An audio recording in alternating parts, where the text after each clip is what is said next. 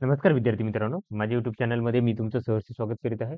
तर तुमच्यासाठी खूप महत्त्वपूर्ण विषयावरती व्हिडिओ घेऊन आलो आहे. तो म्हणजे एस-एस-सी अंतर्गत जी सी-पी-ओची भरती असते, सी-पी-ओ पदाकरता, त्याची तुम्हाला माहिती सांगणार आहे, की एक्झॅक्टली काय असतात ते. तर याच्यामध्ये जर बघाल, तर तुम्ही सब इन्स्पेक्टर इन दिल्ली पोलीस आणि त्याच्यानंतर सेंट्रल आर्म फोर्सेस जे आहेत, तर त्याची जी परीक्षा असते, ओके, सेंट्रल आर्म परीक्षा जे असतात त्या फोर्सेस त्याची परीक्षा असते ही. तर याच्यामध्ये जर बघाल, तर फॉर्म जर होत आहेत ते 4/3/2024 पासून सुरू होत आहेत ते 28/3/2024 पर्यंत हे फॉर्म असणार आहेत.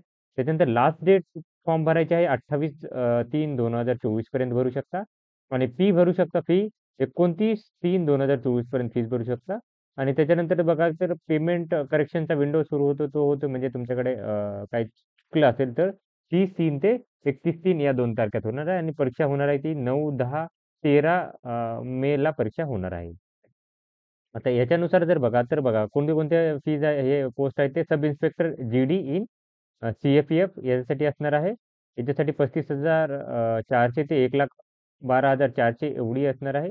ग्रुप बीची नॉन गॅजेटेड पोस्ट असणार आहे. त्याच्यानंतरनं सब इन्स्पेक्टर एक्झिक्युटिव्हसाठी जर बघा तर मेल फिमेलसाठी असेल आणि दिल्ली पोलीस त्यासाठी सेंट्रलच्या आहेत त्या पोस्टही. तर हे साठी 35,000 सेम स्केल आहे हा. त्याच्यानंतरनं बघा वॅकन्सी जर टोटल जर पाहाल तुम्ही, तर याच्यामध्ये टेंटेटिव्ह वॅकन्सी दिल्ली पोलीससाठी सब इन्स्पेक्टर एक्झिक्युटिव्हसाठी 125 वॅकन्सी आहे. टोटल 125 आहे आणि इथं सब इन्स्पेक्टर एक्झिक्युटिव्हसाठी दिल्ली पोलीसमध्ये 61 वॅकन्सी आहे. ओके, 61 वॅकन्सी आहे.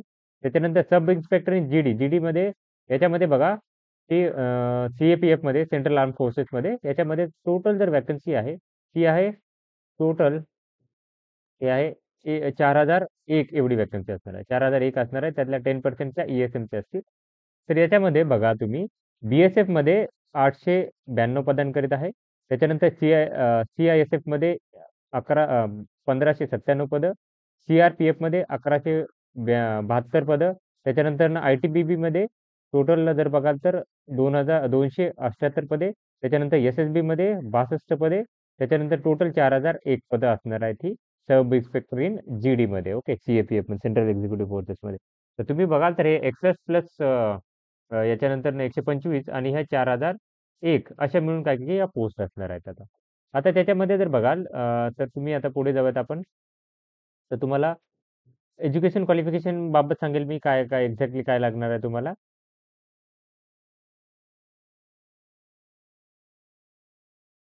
ठीक आहे. इथं एज लिमिट जर बघाल तर तुम्हाला एज लिमिट इथं सांगितलेलं आहे, की 5 वर्ष एक्स्ट्रा चालणार आहेत. बट इथं एज लिमिट जर बघाल तुम्ही तर ही एज लिमिट दिलेलं आहे, की एखादा विद्यार्थी जो आहे, तो 14/7/88 ओके याच्यानुसार हे काय काय डेट दिलेलं आहे. तर त्याच्यानुसार जर बघाल, की अ, 1/8/2023 अकॉर्डिंग ते प्रोव्हिजन दिलेलं आहे. तर तो कॅन्डिडेट आहे तो काय करायला पाहिजे, की 2/8/1999 च्या आधीचा नसला पाहिजे आणि त्याच्यानंतर 1/8/2004 च्या नंतरचा नसला पाहिजे. म्हणजे या दोन्ही याच्या आधीचाही नसला पाहिजे, याच्या नंतरचाही नसला पाहिजे लक्षात घ्या. ओके. त्याच्यानंतरचा नसला पाहिजे आणि 5 वर्षाचं एज रिलॅक्सेशन एस-सी, एस-टीसाठी आहे आणि ओ-बी-सीसाठी 3 वर्षाचं एज रिलॅक्सेशन असणार आहे. त्याच्यानंतरनं पुढे जाऊयात आपण.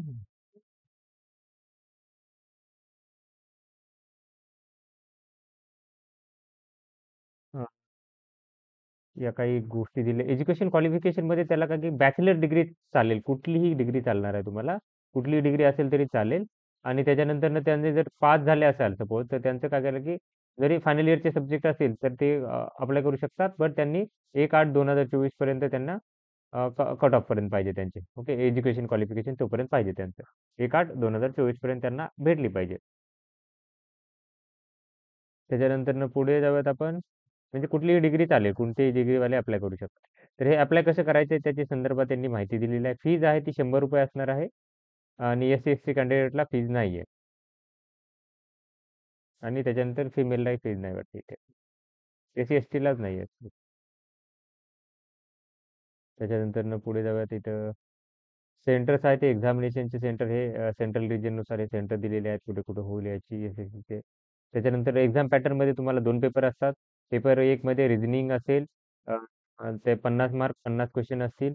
त्याच्यानंतरनं जनरल नॉलेज जनरल अवेअरनेससाठी 50 क्वेश्चन 50 मार्क. जनरल क्वांटिटेटिव्ह ॲप्टिट्यूडसाठी 50 क्वेश्चन 50 मार्क इंग्लिशसाठी 50 प्रश्न 50 मार्क असे तुम्हाला राहणार आहेत. म्हणजे टोटल जर बघाल तर तुम्ही 200 मार्क आणि 200 क्वेश्चन असतील, 2 तासाचा वेळ असेल. पेपर 2 मध्ये तुम्हाला 200 क्वेश्चन असतील, 200 मार्क असतील, तुम्हाला 2 तासाचा वेळ असणार आहे. त्याच्यानंतर बघा, की निगेटिव्ह मार्किंग असेल 0.5 ची निगेटिव्ह मार्किंग असणार आहे पेपर 1 आणि पेपर 2 मध्ये दोघांमध्ये. ओके. आता हे आहे एन-सी-सी सर्टिफिकेट असेल 10 मार्क तुम्हाला भेटतील. एन-सी-सी-डी असेल तर 6 मार्क भेटतील आणि एन-सी-सी असेल तर 4 मार्क तुम्हाला भेटणार आहेत. बोनस मार्क्स भेटणार आहे तुम्हाला. ओके. हा डिटेलमध्ये सिलेबस दिलेला आहे. डिटेलमध्ये सिलेबस आणि या गोष्टी काय करूयात, की नंतर आपण डिस्कस करूयात. फिजिकल वगैरे काय असतं ते सगळ्या नंतर गोष्टी एक-एक करून काय करूयात, की डिस्कस करूयात. तर अशाच महत्त्वपूर्ण अपडेटसाठी माझ्या चॅनलला सबस्क्राईब करा, व्हिडिओ लाईक करा आणि इन्फॉर्मेशन मित्रांसोबत शेअर करा. धन्यवाद.